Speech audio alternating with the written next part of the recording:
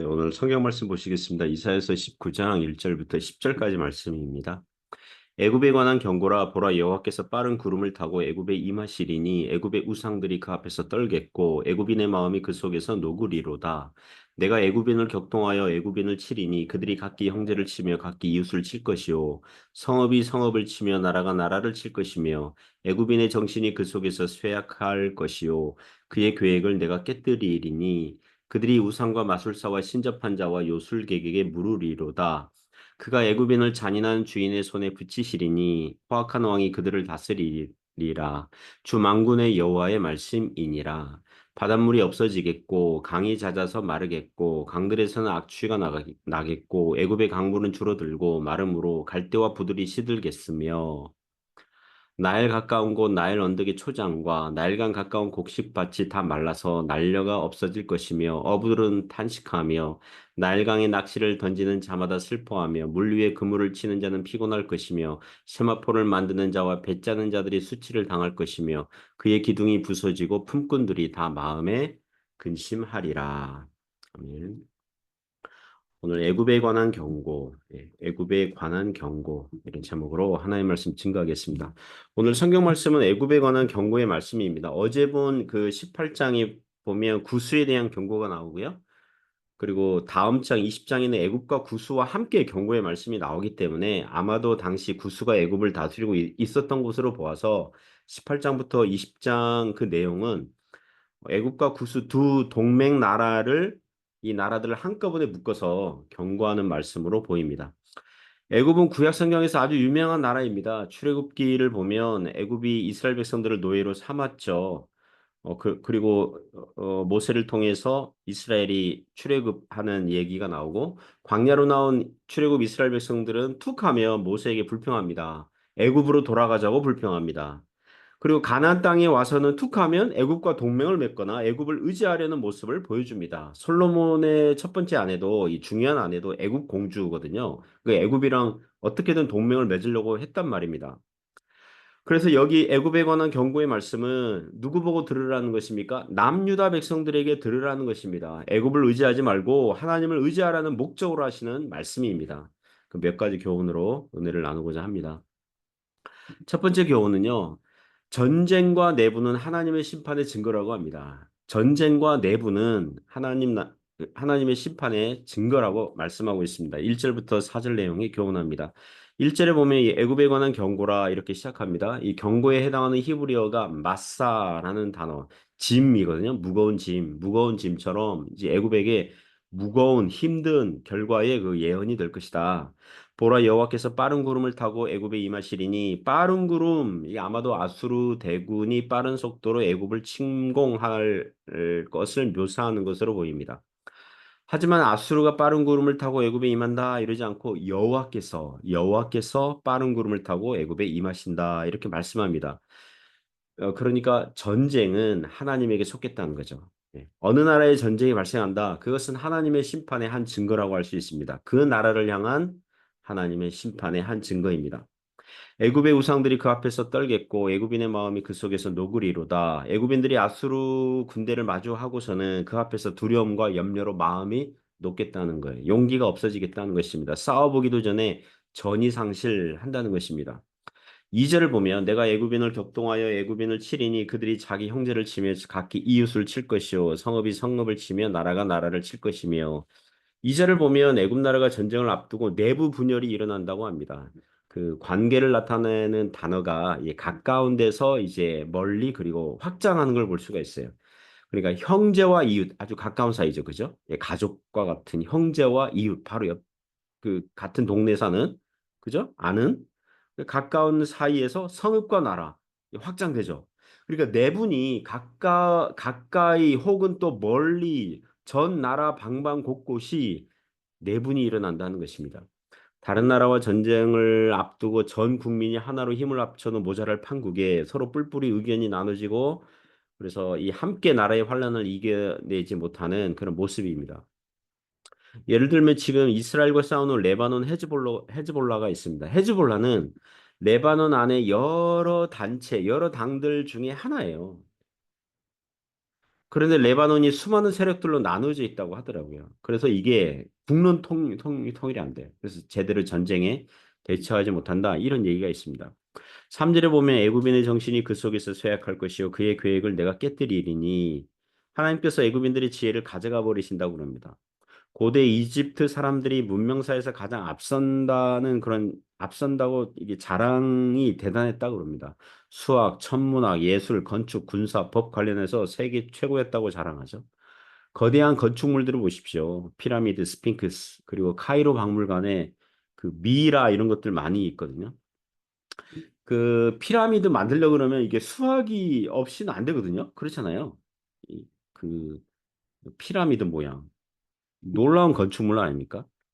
그러나 소용이 없습니다. 하나님께서 그들의 지혜를 가져가 버리신다 그래요. 그리고 그들은 전쟁의 위기 앞에서 더욱 우상과 미신에 더욱 집착하고 빠진다 그래요.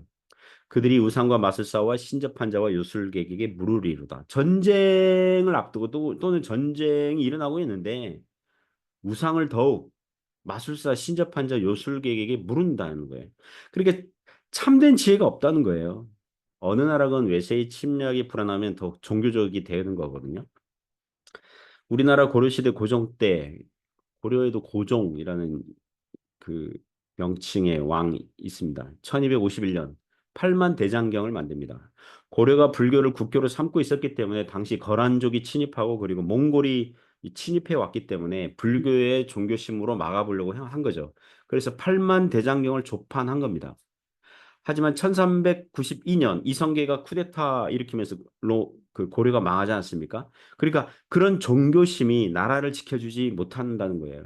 그럴 시간에 나라의 구조를 건강하게 만드는 거, 개혁하는 거, 이게 더 중요했었겠죠. 사절에 보면 내가 애굽인을 잔인한 주인의 손에 붙이리니 포악한 왕이 그들을 다스리리라. 주 만군의 여호와의 말씀이니라. 애굽은 폭군에 의해 다스림을 받게 된다고 합니다. 그것도 하나님의 심판의 증거 중에 하나입니다. 성경학자들이 이 잔인한 주인 그리고 애굽을 다스리는 포악한 왕은 애굽 안에서 이제 나오는 왕들로 보기도 하고 또는 아수르와 같이 외부 세력이 애굽을 정복해서 다스리게 된 왕들 나중에 바벨론이 또 쳐들어오고 바사 제국의 왕들도 그 쳐들어오거든요. 그런 잔인한 왕으로 보기도 합니다. 어쨌건 어느 나라건 잔인한 독재자가 나온다면 그 나라를 향하신 하나님의 재앙 중에 하나입니다. 장기 집권하는 독재자라도 좋은 평가를 받는 지도자가 있을 수 있거든요. 예를 들면 싱가포르의 리콴유 같은 분이 그렇죠. 오랫동안 정치 권력을 잡고 이 싱가포르 나라를 부강하게 만든 독재자거든요. 후대에 좋은 평가를 받을 수 있어요. 지금 싱가포르 총리가 리콴유의 장남 리셴룽이라는 사람이 하고 있다고 그럽니다. 국민들이 아버지를 좋게 여기니까 아들에게도 맡기는 거예요. 그러나 2차 대전을 일으킨 히틀러와 같은 사람, 재앙이거든요. 독일을 향한 재앙, 그리고 전 유럽을 향한 재앙, 전 세계를 향한 재앙이 있어요. 그 외에 많은 독재자들이 있습니다. 오늘날 아프리카의 많은 나라들이요. 제가 이렇게 찾아보니까 그 대통령제인데, 툭하면 40년 넘어요. 장기 독재하고 있어요. 40년 이상이에요. 부정부패가 심하고 국민들을 잔인하게 압제해서 자기 나라를 망하게 하는 것입니다.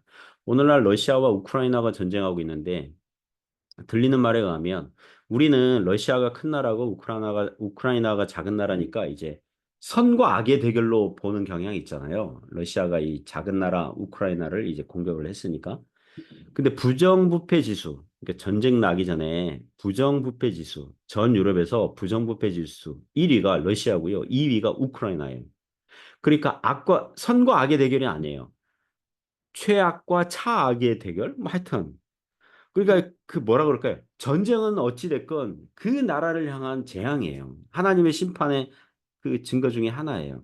각 나라는 자기 나라에게 맞는 지도자를 갖는 법입니다. 오늘날 어떤 사람을 대통령 시켜주면 정치를 잘할 줄 알고 기대하고 국민들이 투표로 이제 권력을 주죠.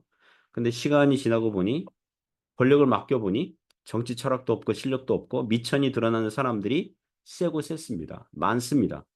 그러면 그 지도자 개인도 그렇고 그 나라에게도 둘 다 재앙이에요. 어느 나라건 지도자 때문에 국민들이 힘들어하고 있다면 그 나라를 향한 하나님의 심판들 중에 하나라고 봅니다. 우리나라가 좋은 지도자가 나오기를 기도해야 하겠습니다. 두 번째 기호는 경제적인 불황과 파산도 하나님의 심판 중에 하나라는 것입니다. 경제적인 불황 그리고 파산 또 심판의 증거입니다. 5절부터 10절 내용이 교훈합니다.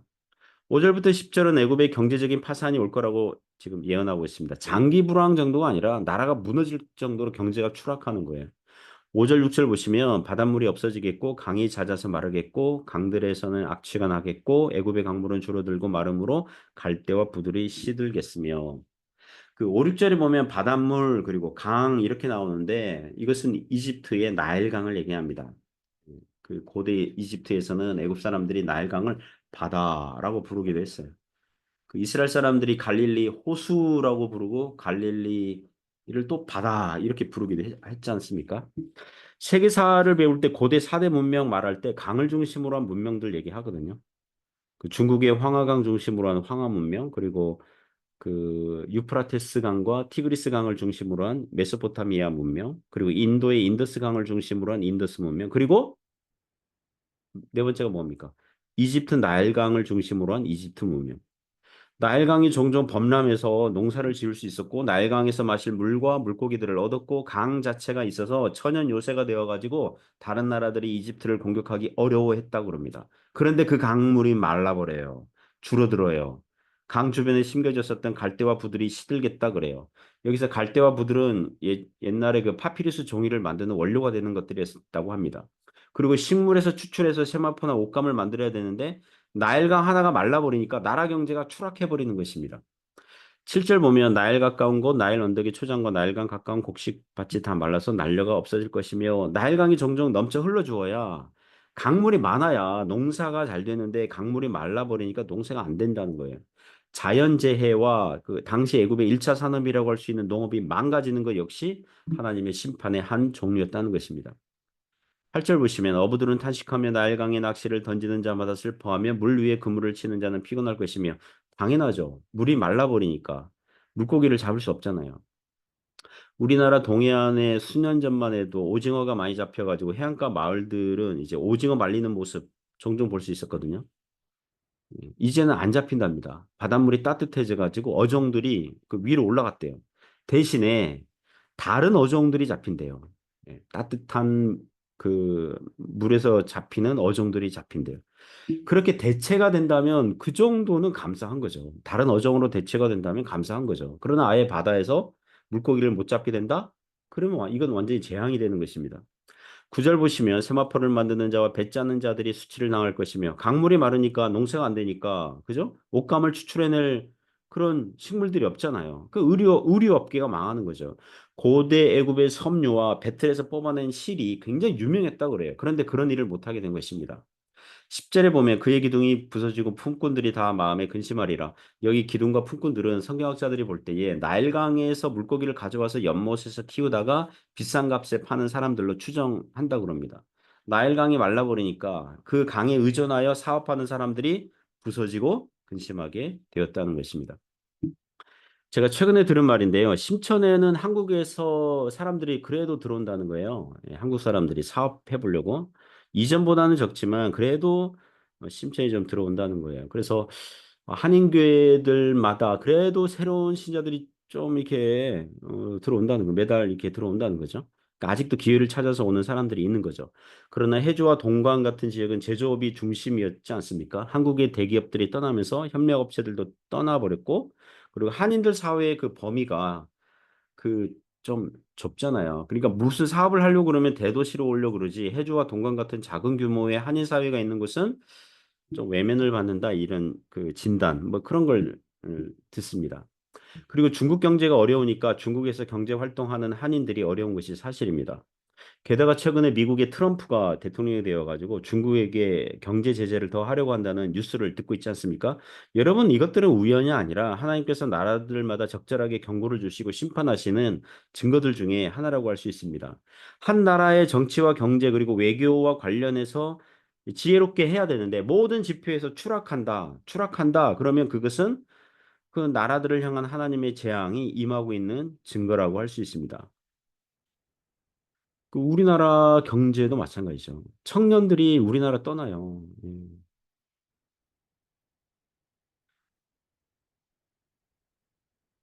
청년들, 그러니까 한국 청년들이요, 떠나요. 떠나는 사람들 많아요. 그러니까 어려워요, 한국도. 자, 그러면 어떻게 해야 됩니까? 나라가 잘 살려면 어떻게 해야 됩니까? 하나님 마음에 들어야 되겠죠? 그 나라가 하나님 마음에 들어야 하잖아요. 예수님을 믿는 사람들이 많아지고, 각 사회 영역에서 믿는 자들이 정직과 성실함으로, 그리고 이웃사랑과, 그리고 사회와 나라의 이 메커니즘, 이 작동 원리를 건강하게 만들고자 한다면, 어느 정도는 좋아질 수 있겠죠. 하나님께서 우리나라를 축복하시고 생존하게 하시고 살려두어야 할 명분이 있어야 되겠죠. 다른 나라를 돕거나 다른 나라에게 선한 영향력을 줄 수 있다면 그리하실 것입니다. 나라를 위해서 기도하는 저와 여러분 되시기를 바랍니다. 기도하겠습니다.